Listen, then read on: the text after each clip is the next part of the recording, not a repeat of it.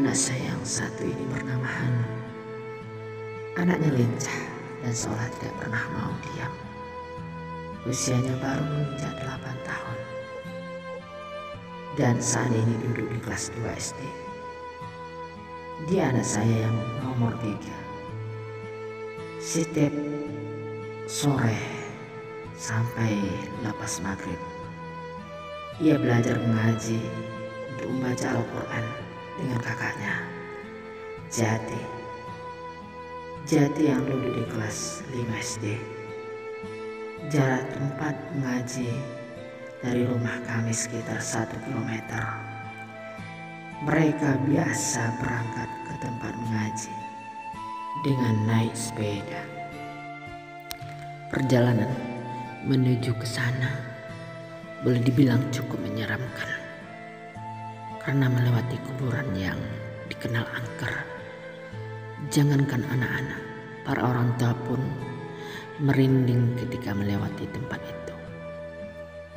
Satu waktu, Jati pernah tidak mau berangkat sendirian.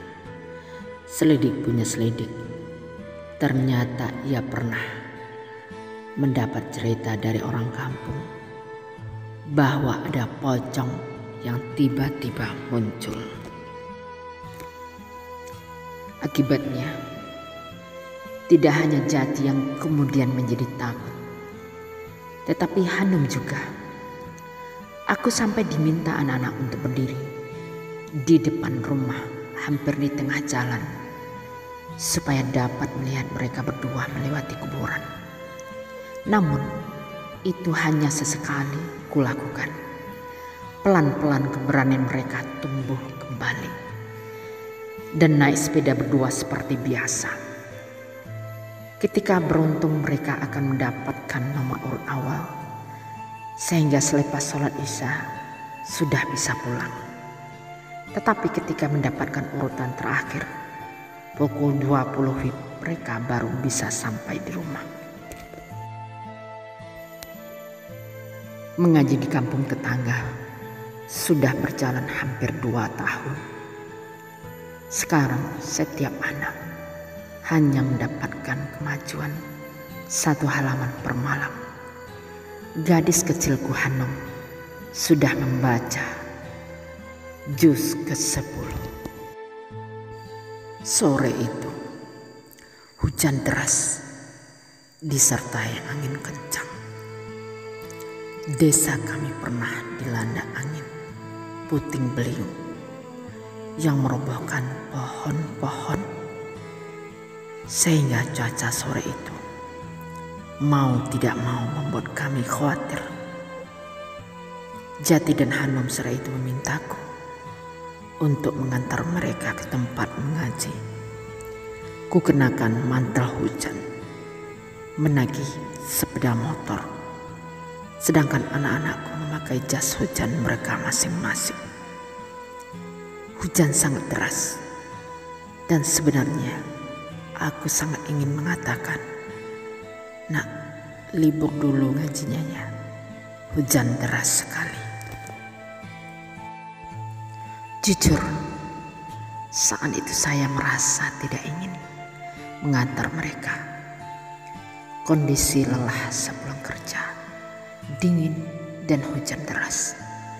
Harus mengantar anak-anakku ke tempat mengaji. Rasa malas dengan kuat menyergap dan membujukku untuk tetap di rumah.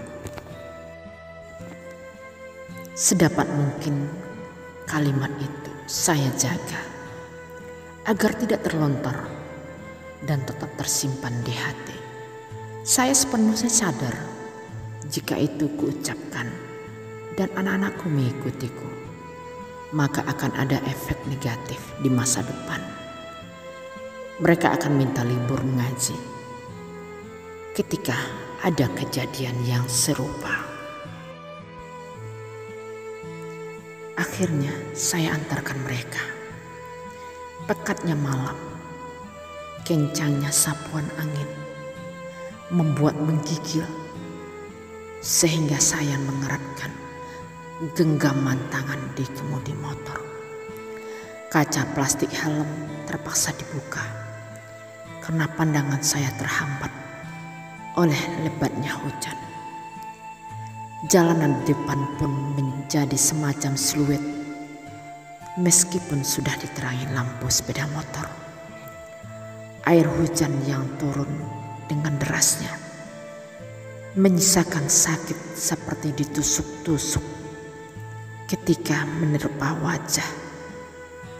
Dan ternyata baju kami pun ikut guyup meskipun sudah memakai jas hujan. Mereka kuminta tetap memakai jas hujan dan melepaskannya di dekat pintu masuk supaya tidak bertambah basah. Dengan cepat saya segera memutar kemudi untuk pulang dan meninggalkan anak-anak untuk mengaji. Saat motor berbalik arah, Hanum dengan jilbab yang basah kena air dan menggigil kedinginan berteriak kencang, "Pak! Pak!" Spontan saya injak rem dan menoleh ke arahnya sambil bertanya-tanya ada apa. Apakah hari ini mengajinya libur? Atau ada yang terbawa olehku? Melihat saya berhenti dan menoleh ke arahnya, Hanum berteriak kembali dengan keras dengan nada penuh kekhawatiran, "Hati-hati ya Pak, hujannya deras sekali." Aku tertegun, tidak percaya dengan apa yang aku dengar.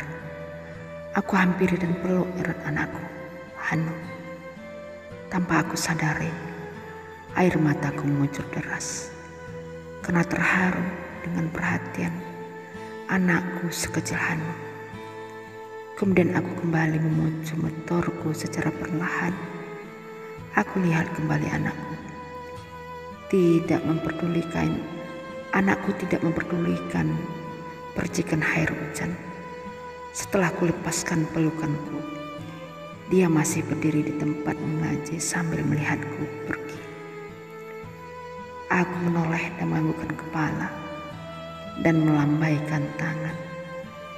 Tidak ada kata-kata yang keluar dari kerongkonganku saat itu. Masya Allah, ternyata gadis kecilku mengkhawatirkan bapaknya. Anakku, guru kehidupanku.